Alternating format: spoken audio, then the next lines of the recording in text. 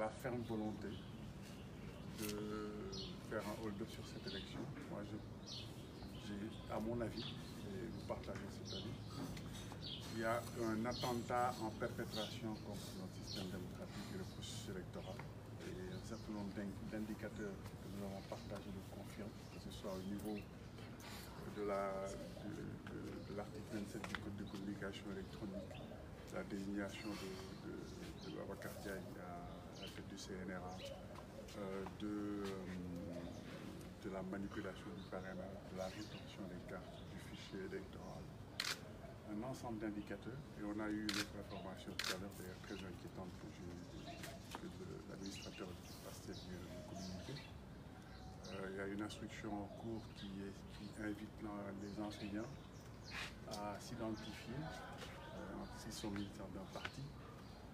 Ça, c'est un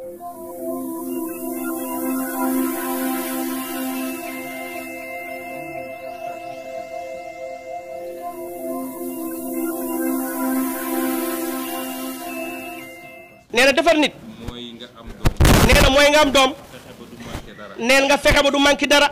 mu ngi matériel nee na mi ngi ak matériel mi ngi dund bu doy mi ngi ak dund bu doy soo duggee ci kër ga internet a nga fa boo nee na boo duggee ca kër ga internet a nga fa lépp a nga fa nee na lépp nga ca kër ga ba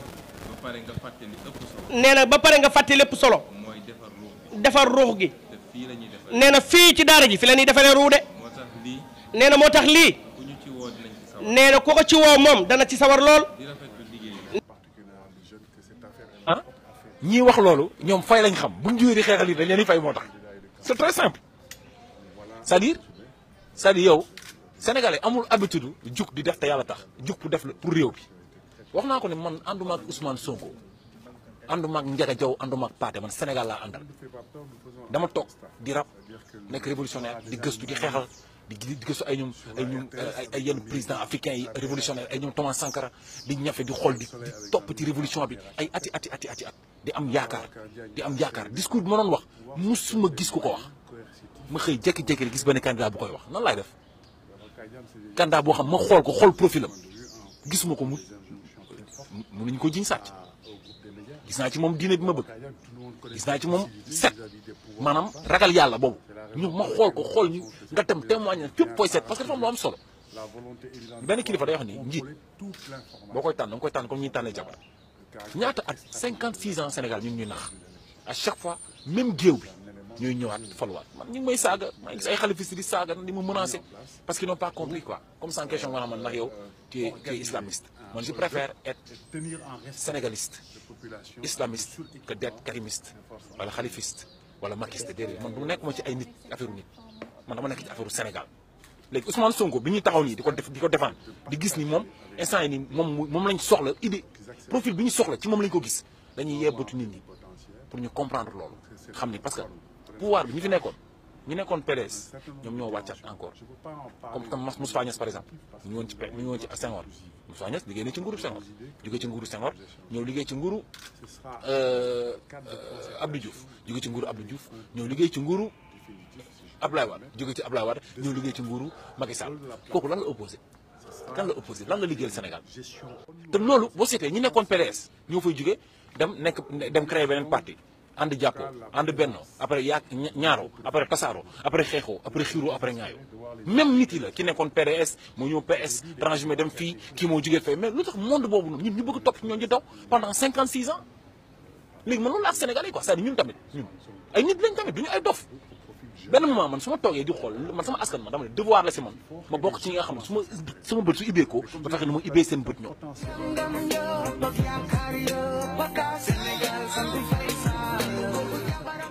Parce que le président Sonko le disait lors de notre discussion, cette élection de 2019 est un enjeu, un tournant capital pour le pays, et principalement pour les jeunes.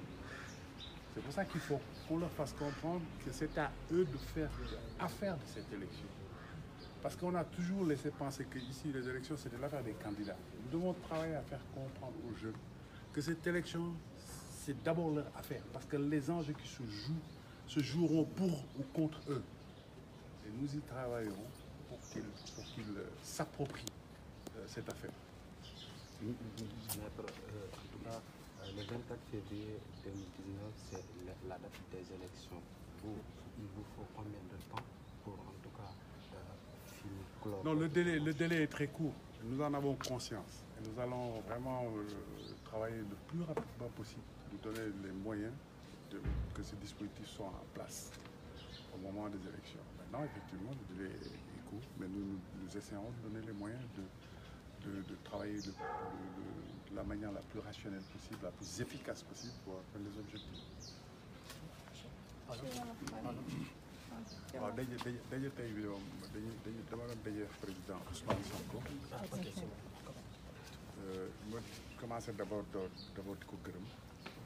ñu nangu yi bañ ko invité daje bi daf ko nangu ci arab yu rafet mu koy sant di ko si gërëm suñu waxtaan nag mooy comme ni ma ko waxee woon dama façon yéene daje ak candidat yëpp pour waxtaan ak ñoom ci ay mbir yu ñu seen daal yoo xam ne dalul suñu xel ñu jëm ci mbirum élection yi dafa am yu bëri ñu gis daal yu tax ñu ragal ne élection yi pexe yi ko lal dalul xel que li ñu gis te yu bëri firndeel ko mooy que Macky Sall dafa fas yéene def hold up ci élection yi ba pare nag taxaw ak ay dooleem pour bu ku ko nanguwul mu jëflante ko xew loolu dafa am yu bëri yu koy wane loolu biñ ci waxtaanee suñu xalaat méngoo na ñun ak président Ousmane Sonko si ñu gisoon am na sax yeneen yu mu ci dollil yoo xam ne ñun xamuñu ko woon administrateur parti bi tey wax nañu loo xam ne tamit xibaar bu xaw a doy waar la parce que dañuy def instruction pour laaj enseignants yi pour ku nekk wax ban parti nga far te loolu liñ ci jublu mooy fexe ñëpp ñu yaakaar ne foofu ñu wax ñoom ñu bañ leen désigner ci biir bureau de vote yi loolu tamit beneen information bu ñuy jàngate buy dëggal rek ñun li ñu ragaloon ci mbir mi maanaam que Macky Sall itteem mooy bañ affaire yi jaar yoon mu hold up élection yi te daal di ñu ne daal di fabriquer premier tour boo xam ne ñëpp xam nañ ne loolu xel nu jàpp ni mën na ko am ba pare nag taxaw ak dooleem parce que yëg ngeen ne dafa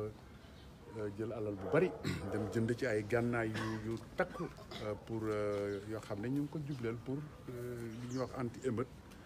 nit ñi bu ñu amul lu ñuy neex mooy bés bu ko defee taxaw ne gañe na ku yëngatu ñu dóor loolu dañu bëgg pexe noonu nag ñun nag lii duñ toog di ko seetaan moo tax ñu bëgg a dànkaaf taxawal couleur boo xam ne dafay itteewoo teg ay jéego yi nga xam ne dañ ko soxla pour que moom li mu yut du ko mën a am loolu nag déggoo nañ ci ak président Ousmane Sonko donc ànd nañ si xalaat moom daal ne nañu sur le principe d'accord na pour accompagner démarche bi moom ak partem Pastef waxtaanee ko wax tamit ñi nga xam ne ñoom la àndal parce que du moom rek pour que ñun nag am nañ ci yaakaar pour que contribution Pastef